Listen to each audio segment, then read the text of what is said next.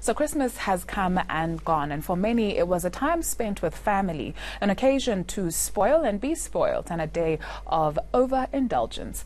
But spare a thought for many who spent the day alone or on the streets with no festive cheer. Today, your chance to give back is here. The Day of Goodwill is an occasion to show generosity to others. Joining me in studio now to discuss this is Pastor Paul Mayers from the New Beginnings Care Center. Very good morning to you, Paul. Thank you so much for joining us. I'd like us to first start by looking at the concept of giving. When we talk about giving, what are we talking about? Is it necessarily something that is tangible, or you can do it in other ways? Yeah, absolutely. Good morning, everybody. Thank you very much for this opportunity. I think the whole concept of Goodwill Day has gone lost on everybody. I was just listening to some of the comments made with the previous interview, and Christmas Day has become such a day of celebration that Goodwill Day is used as a day of recuperation. Right. And people forget that there's still people out there that are abandoned, people that don't have families, that didn't have time to spend with families. And I think the whole concept is to go back to the original meaning of Goodwill Day, is to be out there on a day like today and just to give of your time.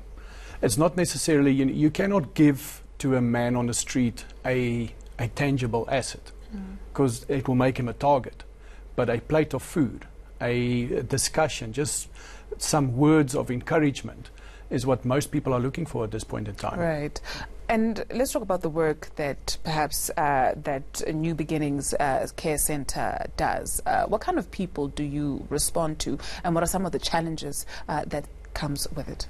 I think we face the same challenges as most other charitable organizations out there. Obviously, financial constraints, time, resources, hands. We have a care center where we look after almost 400 people currently. We house them, we feed them, we clothe them, try to provide opportunities for them. And you know what I see at this time is that people don't want gifts. They want people to come and share time with them. You know, what they want to see is functional out of the dysfunctional that they're living in. And it's very sad. Yesterday we provided a Christmas lunch for the people in the care center, and we had so much fun. Why? Because we spend it as a family together. And this is what most of these people don't have anymore. They end up in places like ours because they don't have family units that look after them anymore. And I think that's something that's gone lost in our communities, is that family is not a unit anymore. Yeah, that sense of family, or that sense of community and sense of belonging. But when you take a look just in general in our country, are we a giving society? I would like to think so. If I can't place my hope in something like that, then the work that we do is lost. A lot of people want to give. A lot of people have the heart to give, but they don't know how to start. They don't know what to do. It's not always about money. It's about time. It's about effort. It's about persistence. A lot of people, if they come to a place like ours, they come in and they walk in and they see the enormity of the amount of people that are homeless, and they get a fright. And they think, but what can my little bit do? But that little bit with somebody else's little bit, with somebody else's little bit, make a huge difference. And at the end of the day, if we can all come together and just give our little bit, then we can put smiles on people's faces. It makes a huge difference. I'd like to talk about the people that you house at the center. Sometimes when you are on the outside looking in, like you said, you get overwhelmed. You don't know where to even begin or how to give. Tell us about those stories of joy, those stories of hope, those stories of light that you see on a daily basis. You know, the Bible says that the poor will always be amongst us, which means that there will always be an element that needs to be looked after. But those are normal people. Those are people with backgrounds. Those are people with education. Those are people with families somewhere. And the nice thing of that is that they're restorable with the right effort, the right determination, and just creating a will in somebody again. And that can be done by anybody. It doesn't need a pastor or somebody like that to come and restore a person. All they need is somebody to take interest in them. And you will see that. You know, the moment that you spend time with a person like that, and you can see the smile on his face or her face or the child's face, it makes a whole world of difference. That is something they will remember in years going by. How do we help? Start somewhere.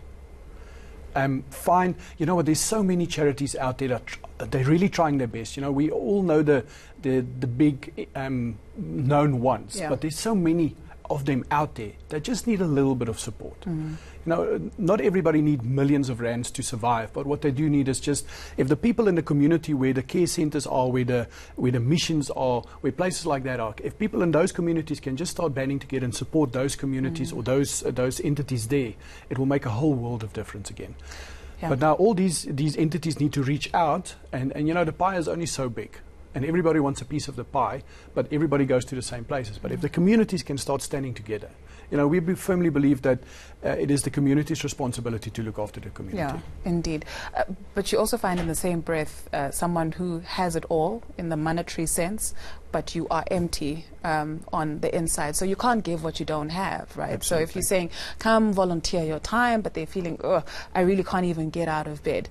We have problems, all of us. Maybe Absolutely. they do vary and they do differ. But let's talk to also people who are despondent, in as much as you may think you have it all, but you're really feeling, oh, this is difficult for me as well. You know, it's the time of year where people have these emotions. They feel empty. They feel, you know, it's been a year of chasing after wealth, after monetary items, and all of a sudden we get to this time of year and I just want to relax. But that emptiness inside you cannot fill by just relaxing. You cannot fill it with money. The best way is to give of yourself. You know, you don't get to a position of wealth, of strength, by being a nobody. There's something inside of you that drove you to get to that point. Now, that same very thing inside of you can drive somebody else to become that person that they're supposed to be. Yeah. As we wrap up the year, a few days to go, what are you most grateful for? Family, friends, the opportunity to do what we do. It's tough, but you know what, I will not exchange it for anything else. You know, just the opportunity to be able to work with people that does not expect anything, but are grateful for everything that they get. Indeed. That's thank you for coming you. through, and thank you for the work that you do. Pastor Paul Mayers from the New Beginnings Care Centre. Thank you.